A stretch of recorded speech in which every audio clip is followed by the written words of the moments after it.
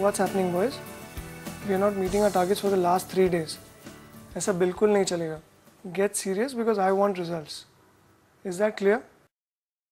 Now back to your work. Deepak, 1 minute. क्या हो रहा है?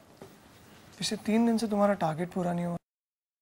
लास्ट मंथ भी तुम्हारी परफॉर्मेंस खराब थी. What's the problem?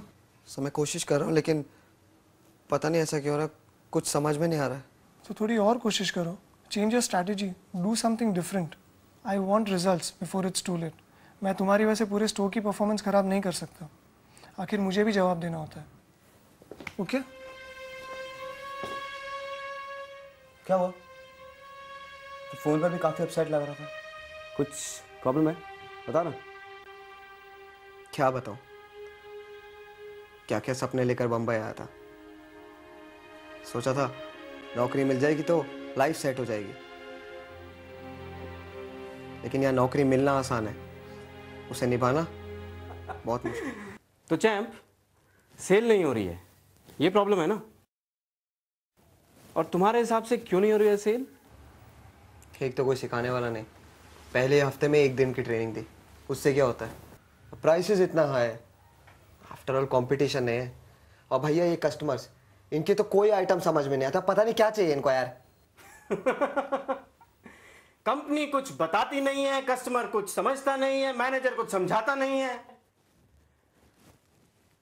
बहुत प्रॉब्लम है दोस्त.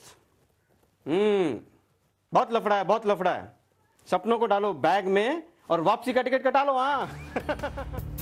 तुम्हारा प्रोडक्ट तुम्हारे लिए इंपॉर्टेंट हो सकता है, तुम्हारी कंपनी के लिए इंपॉर्टेंट हो सकता है, तुम्हारे स्टोर के लिए इंपॉर्टेंट हो सकता है, लेकिन तुम्हारे कस्टमर के लिए तुम्हारा प्रोडक्ट इंपॉर्टेंट नहीं है.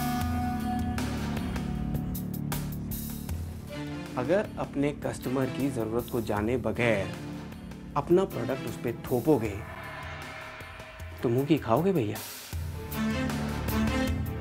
ये बात गांठ बांध कर रख लो. नहीं, कस्टमर की नीड को समझना है. कहना बहुत आसान है भैया, समझना बहुत मुश्किल. दोनों आसान है.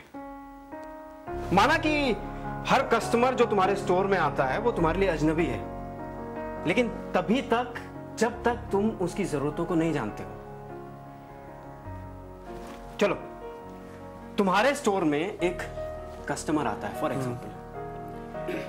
उसकी जरूरत है ट्राउजर्स. शाम को वो किसी लड़की से मिलने जा रहा है, राइट? उसको सिर्फ स्मार्ट लगना है. कस्टमर की जरूरत इमोशनल, मेंटल या फिजिकल हो सकती है. तुम्हारा काम आसान है. आगे बढ़कर अपने कस्टमर की जरूरत जानो और अपने प्रोडक्ट और अपने कस्टमर की जरूरत का एक रिश्ता जोड़ो. बस हमेशा के लिए तुम्हारे कस्टमर की नीड का और तुम्हारे प्रोडक्ट का रिश्ता जुड़ जाएगा. It's very easy. अच्छा, तो आपका कहने का मतलब ये है कि पहले हमें कस्टमर की नीड को समझना है और फिर ये कोशिश करनी है कि हमारा प्रोडक्ट उसे कैसे काम आ सकता है. सही? एग्जैक्टली. अब समझ में आया ना? क्यों? हाँ? अच्छा ये बताओ, तुम में से किसी ने कभी किसी कस्टमर से सवाल पूछे हैं? कभी भी नहीं. यही तो प्रॉब्लम है. कस्टमर की नीड को जानने के लिए तुम्हें उससे सवाल पूछने पड़ेंगे. और तुम लोगों को हमेशा इस बात का एक बेकार सा डर लगा रहता होगा कि कहीं कस्टमर से सवाल पूछते वक्त कोई गलती ना हो जाए जिसकी वजह से हम लोग उसके सामने छोटे ना पड़ जाए. दोस्तों, यही डर हमें हमारे कस्टमर के पास नहीं जाने देता है, उसकी ज़रूरतों को समझने नहीं देता है और कभी कभी तो हमें हमारे प्रोडक्ट्स तक को नहीं जानने देता है. और इसी डर, लो सेल्फ कॉन्फिडेंस और सेल्फ डाउट से हमें उभरना होगा. जब तक हम इससे नहीं उभर पाते हैं तब तक ना तो हम अपने कस्टमर को समझ पाएंगे, ना ही उसकी नीड्स को, और ना ही इस प्रॉब्लम को सॉल्व. 3 बातों का रखो हमेशा ध्यान. पहली, अपने प्रोडक्ट को जानो. दूसरी, अपने कस्टमर की नीड को पहचानो. और तीसरी, इन दोनों में बनाओ एक अटूट रिश्ता.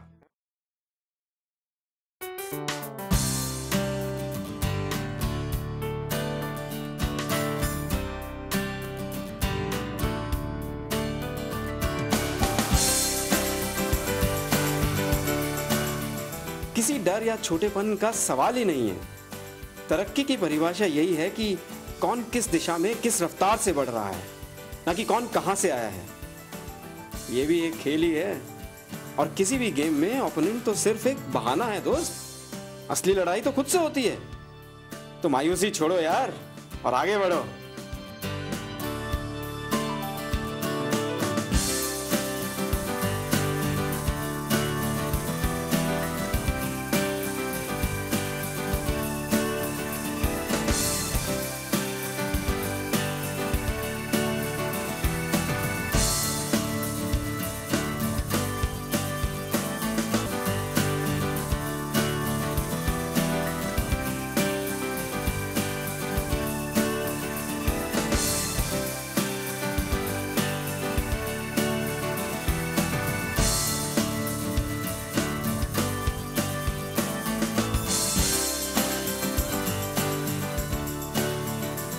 साला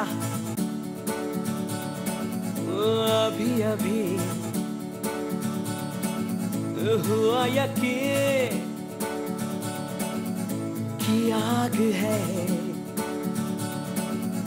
मुझ में कहीं। सुबह